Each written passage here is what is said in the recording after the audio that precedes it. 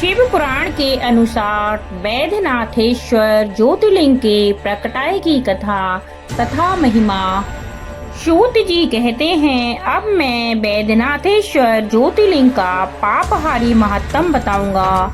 सुनो। राक्षस राज रावण, जो बड़ा अभिमानी और अपने अहंकार को प्रकट करने वाला था, उत्तम पर्वत कैलाश उस पर भक्तिभाव से भगवान शिव की आराधना कर रहा था।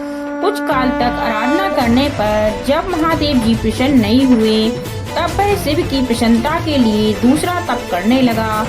पुलस्त कुल नंदन श्री मान रावण ने सिद्धि की स्थानभूत हिमालय पर्वत से दक्षिण वृक्षों से भरे हुए वन में पृथ्वी पर एक बहुत बड़ा गड्ढा खोदकर उसमें अग्नि की स्थापना की और उसके पास ही भगवान शिव को स्थापित करके हवन आरंभ किया। ग्रीष्म ऋतु में वह 5 अग्नियों के बीच में बैठा, वर्षा ऋतु में खुले मैदान में चबूतरे पर सोता और शीतकाल में जल के भीतर खड़ा रहता। इस तरह 3 प्रकार से उसकी तपस्या चलती थी।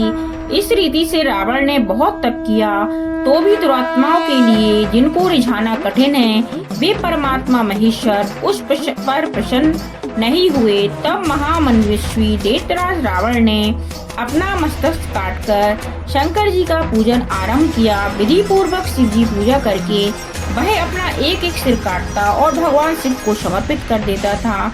इस तरह उसने क्रमशः अपने 9 सिर काट डाले। जब एक ही सिर बाकी रह गया, तब भक्त वत्सल भगवान शंकर संतुष्ट एवं प्रसन्न हो वहीं उसके सामने प्रकट हो गए। भगवान शिव ने उसके सभी मस्तकों को पूर्ववत रोक करके उसे उसकी इच्छा के अनुसार अनुपम उत्तम बल प्रदान किया। भगवान शिव का कृपा प्रसाद पाकर राक्षस रावण ने नतमस्तक हो हाथ जोड़कर उनसे कहा, देवेश्वर प्रसन्न होइए, मैं आपको लंका में ले चलता हूँ। आप मेरे इस मनोरथ को सफल कीजिए, मैं आपकी शरण में आया हूँ। रावण का ऐसा कहने पर भगवान शंकर बड़े संकट में पड़ गए और अनमने होकर बोले, राक्षस राज, मेरी सारगर्भिता बात सुनो। तुम मेरे इस उत्तम लिंग को भक्ति भाव से अपने घर को ले जाओ, परंतु जब तुम इसे कहीं भूमि पर रख दोगे, तब यह वहीं स्थिर हो जाएगा, इसमें संदेह नहीं है। अब तुम्हारी जैसी इच्छा हो वैसा करो। सूत जी कहते हैं, ब्राह्मणों, भगवान शंकर के ऐसा कहने पर राक्षस राज रावण बहुत अच्छा कहे वह शिवलिंग साथ लेकर अपने घर की ओर चला, परंतु मार्ग में भगवान शिव की माया से उसे मूत्रोत्सर्ग की इच्छा हुई। पुलिस नंदन रावण सामर्थ्यशाली होने पर भी मूत्र के वेग को न रोक सका। इसी समय वहाँ आसपास एक ग्वाले को देखकर उसने प्रार्थना पूर्वक वह शिवलिंग उसके हाथ में थमा दिया और स्वयं मूत्र त्याग के लिए बैठ गया। एक मुहूर्त बीतते बीतते वह ग्वाला उस शिवलिंग के भार से अत्यंत पीड़ित हो व्याकुल हो गया। तब उसने उसे पृथ्वी पर रख दिया। फिर तो वह हीर कमय शिवलिंग वहीं स्थित हो गया। यह दर्शन करने मात्र से संपूर्ण विष्णु को देने वाला और पाप राशियों को हर लेने वाला है।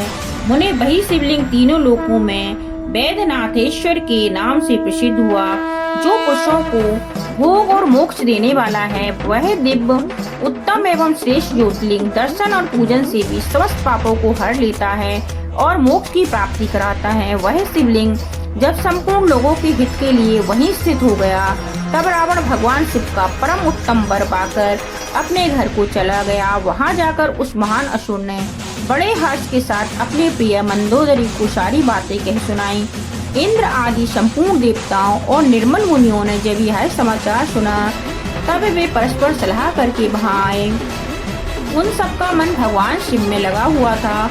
उन सब देवताओं ने उस समय बड़ा प्रसन्नता के साथ शिव की पूजन किया। वहां भगवान शंकर का प्रत्यक्ष दर्शन करके देवताओं ने उस शिवलिंग की विधिवत स्थापना की और उसका वैद्यनाथ नाम रखकर उसकी वंदना और स्तवन करके वे स्वर्गलोक को चले गए। ऋषियों ने पूछा, सूत जी, जब वह शिवलिंग वहीं स्थित हो गया तथा रावण अपने घर को चला गया, तब वहां कौन सी घटना घटित हुई, यह आप बतलाइए। सूत जी ने कहा, ब्राह्मणों, भगवान शिव का परम उत्तम वर पाकर महान असुर रावण अपने घर को चला गया। वहां उसने अपनी प्रिया से सब बातें कही और वह अत्यंत आनंद का अनुभव करने लगा। इधर इस समाचार को सुनकर देवता घबरा गए कि पता नहीं यह देवद्रोही महादुष्ट रावण भगवान शिव के वरदान से बल पाकर क्या करेगा। उन्होंने नारद जी को भेजा। नारद जी ने जाकर रावण से कहा, तुम कैलाश पर्वत को उठाओ, तब पता लगेगा कि शिव जी का दिया हुआ वरदान कहाँ तक सफल हुआ। रावण को यह बात जच गई। उसने जाकर कैलाश को उखाड़ लिया। इससे सारा कैलाश हिल उठा। तब गिरिजा के कहने से महादेव जी ने रावण को घमंडी समझकर इस प्रकार श्राप दिया। महादेव जी बोले, रे दुष्ट भक्त दुर्बुद्धि रावण, तू अपने बल पर इतना घमंड न कर। तेरी इन भुजाओं का घमंड दूर करने वाला वीर को शीघ्र ही इस जगत में अवतीर्ण होगा। तुलसी कहते हैं, इस प्रकार वहाँ जो घटना हुई उसे नारद जी ने सुना। रावण भी प्रसन्नचित्त हो जैसे आया था उसी तरह अपने घर को लौट गया। इस प्रकार मैंने वैद्यनाथेश्वर का महात्म्य बताया है। इसे सुनने वाले मनुष्यों का पाप भस्म हो जाता है। बोलो वैद्यनाथ शेर भगवान की जय। जय हो जय हो जय हो।